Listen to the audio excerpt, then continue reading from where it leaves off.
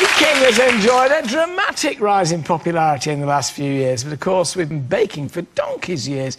King Alfred never got the hang of it, but my next guest won the Great British Bake Off. Today he's going to show us how the Edwardians baked, and he'll tell us the difference between what was eaten by Mrs. Patmore downstairs and Lady Grantham. Please welcome Ed Kimber.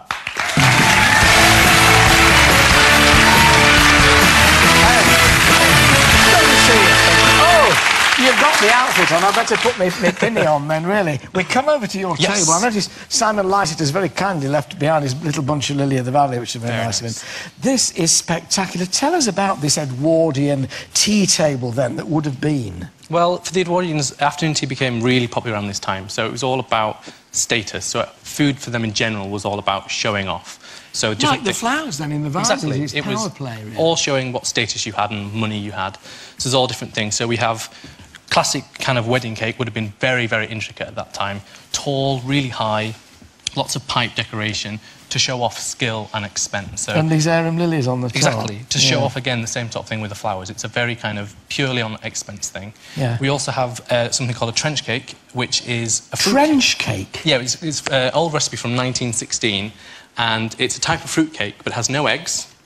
Quite light for fruit cake. Can I try it? Go try it. Yeah, tell me what's in it while I'm eating it. It's a fruit cake, but it's designed to be sent to troops out in the trenches, so there's no eggs in it to keep it last longer, and it's got a little bit of cocoa to kind of up the calories and also to make it feel a little bit more expensive and rich. It's absolutely delicious, actually. I expected it to be kind of, oh, that's horrible. Jelly? Yeah, well, the jelly harks back to the whole thing of showing off again, because it's all about structure and shape, because people wanted to bring people into their house and show that they had money and show that they were influential. So they would make food that was architectural and tall and had shape to them. Not necessarily really tasty, but just impressive to look at. Oh, right, so it was architecture on the table then, exactly. Really, all to show how, you know, influential or rich you were. Did they have blancmange in those? It would have been the same sort of thing, yeah, blancmange, jellies, all that kind of. Do you remember blancmange? We never get blancmange anymore, do we? Now, I was told you're going to show me how to make something called sad cake. Yes. Well, I can make sad cake. I mean, most cakes that I make, and my wife will say he's never made a cake in his life, you know, will be sad. What is a sad cake? Well, it's not actually technically a cake. It's a pastry dish, and it's very closely related to Eccles cake, which most people are aware of. And it's something from a very few areas of Lancashire. And it's something that I've grown up with in my family. But obviously, it harks back a lot older than that. And it's all to do with austerity and saving money and using leftovers. So it would all be to do with using bits of leftovers in the kitchen. I'll come this side of you, so you tell me what you're going to do. It's basically a very simple short crust pastry, so half fat to flour. And we're just going to rub that in. Hang on, what's that in English? Half fat to flour? So you want 1 part fat to 2 parts flour. Oh, I see, right. And then you just lightly rub it in until you have a nice breadcrumb mixture. You don't want it too fine, because if you have a few lumps left in there, it means you can have a nice light pastry. There's also a little bit of salt in here. And then once that's all nicely combined, if you want to pour in just a little bit of water in that jug there, okay. I think, you know, I've been watching every series of Great British Bake Off, and I have to say, the thing that strikes you, compared with other things like MasterChef, is the capacity for disaster in baking is much greater, isn't it? Because it's such intricate chemistry. You can get 6 people making the same thing for the same recipe. Definitely. And I was watching the other day, they were doing creme caramel. Yes. And some of them, they took the mould off and it just went whoosh. It's one of those things where I always remember when we did our series that if you ever said to yourself, oh, I've had a bit of a mess up, you'd suddenly find a cameraman right in front of your face, as it'd be a director listening in the background. When it goes wrong. So basically, once this is all brought together as a pastry, it needs to rest for a while, and then we have some ready-made pastry that we can roll out. So that's there, yeah. Wash. So if you want to try and roll that out into a nice on disc. There, yeah. Put a bit of flour on it. You can see my baking dexterity. You know, this will be... So if you want to keep the pastry moving, so turn it round every now and again. Keep it moving. Because that way it won't stick, and also you get to keep the circly shape. Oh, yep. And then basically... Well, in theory. The only addition to this is currants, raisins, sultanas. It was basically whatever you have in the kitchen. So you put kind of a handful of this on there. Go on, I'll let you carry on now, because you can do it properly. Into a nice circle. Nice, I wore the pinny. Don't want to ruin your suit. No, absolutely. So I do a few rolls, then turn it a quarter turn. You can tell when somebody's doing it who knows how to do it, can't you? There's a sort of skill there. If that were a plant pot, I'd be away now.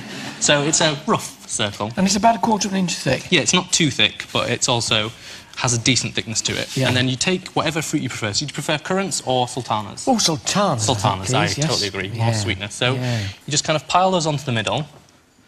And it would all be to do with how much or how little you had. And this is not something that they would serve upstairs. Oh, this is definitely downstairs dish. Oh, absolutely. It's not a high-class dish. And then you just I don't think the Dowager Chancellor of Grantham, when offered sad cake, was it sad cake? Well, I think the name partly comes from the fact that it's quite sad to look at. Oh, yeah. It's very flat and it's not the most attractive. So just a little bit of sugar, a little bit of currants, and that's really it. Right. If you wanted, my grandfather used to like it with a little bit of freshly chopped mint in there as well. Oh, that's a nice idea. But this is the classic version. Classic, so right, okay. to finish it, you're just going to fold it over and then brush a little bit of milk to help it stick. And you're just going to kind of concertina making a parcel. it. Yeah, exactly. You're just folding it in, like so. And then kind of gluing it together. So it just goes around. It's almost like, you know, when you get 4 flaps on the top of a cardboard box and you've got to do that thing where you tuck them in, it's a bit like that. It's a very, very simple thing, but this was never something made from scratch. You would never go, oh, I'm going to make a sad cake, because it's not the point of it. The point of it was to use what you had left over. Yeah. So it was purely what we had in the kitchen. And this is something I've grown up having, but we never made it from scratch again. It was always still to that tradition. Yeah. So once you folded it like this, you're just going to roll out a little bit more, and that helps distribute the fruit in there. Yeah. So it's going further as well, isn't it? Exactly, if you're doing that with it. So we're going to place this on the baking tray. Yeah. Thank you very much. Yeah. And then brush it with a little bit more milk and a little sugar. Now, this bit's not really traditional, but because there's no sweetness in the actual pastry... Only in the sultanas. Only in the sultanas and a little bit of sugar. It's just to help add a little bit of sweetness, because, as I say, it's not that very sweet. So right. Then sprinkle it with sugar. And that goes in the oven? That goes in the oven about 180 degrees Celsius for about 35 minutes until it's golden. And then it comes out looking like this. Oh, gosh. It looks almost like a large bread roll. Oh, it's fairly dense. Yeah, yeah. And so what you do is, the traditional way is to cut a slice like a pizza. Oh, well, so like a wedge of it. Yeah.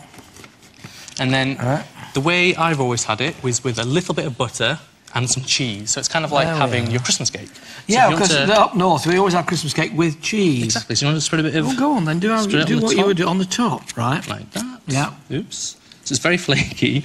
And then sprinkle with a little bit... Oh, you're sprinkling the cheese. It's Lancashire cheese. It probably is Lancashire cheese. You know, I've got to interview Jim Carlton a minute. You can give him a slice as well. Keep talking. So, let's see. I would pair this with a Lancashire cheese, which is a really crumbly cheese and is traditional, but if you're from Yorkshire, like I am, and like you are, then you could use... Exactly. Same sort of kind of crumbly cheese, so it would work in a really nice way. Don't take that away. I will happily leave that. It's very, very good. It's not bad, is it? It was always something I looked forward to. Then can you need some jollity cake, please? Much better. Well worth a try. I'll be having a go at it. I didn't even remember that recipe. My thanks to Ed Kimber. Thank you, Ed. Thank you.